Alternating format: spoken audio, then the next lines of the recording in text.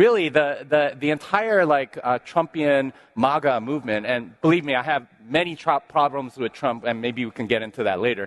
The entire MAGA thing was about, okay, the values have sort of drifted away from what we actually believe. And he was sort of like the representative of that, saying, okay, we need to bring things back to when America was better. Now, like I said, I have many problems with that, but at least the marketing of it and the message of that is pretty solid, right? There's a sound basis for that.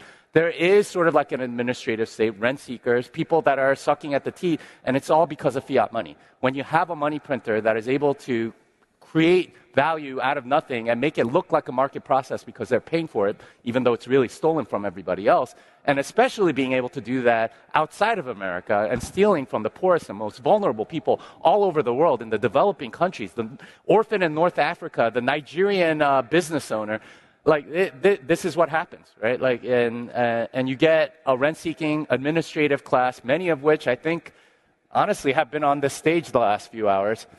Those are the people taking it, and those are the people that we need to make sure aren't taking over with Bitcoin. Interesting. Luke, how do we fight back against this? What Jimmy's talking about, I think we've all seen it, particularly people who've been in the space a while.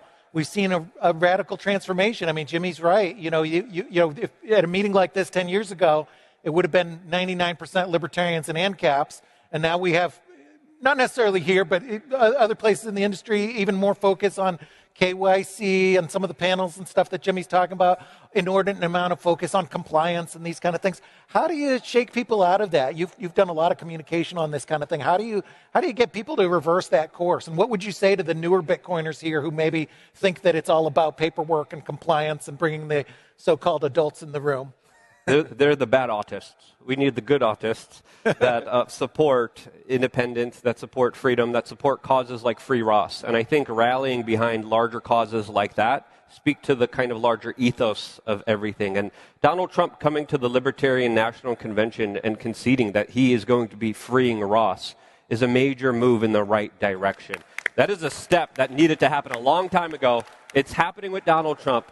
He's speaking up for it, and I think that representation, that policy, is something that truly is shifting the tide. Now, you're going to have the do-gooders. You're going to have the people who are going to want to do everything correctly, but it's important for individuals to understand the true power that they have within themselves to do little things like support your local black market, support your local farm, support individuals and talk to them about Bitcoin and ways to transact and ways to, of course, get into this kind of industry from a real grassroots effort that truly does prioritize the individual over the BlackRocks, over the Federal Reserves, over the big banking systems that have hijacked our way of life and are routinely destroying it. So you got to be vocal. You got to keep speaking out about it. You got to keep pressing the ideas, and you got to represent those ideas yourself as best as you can as an individual. Nice.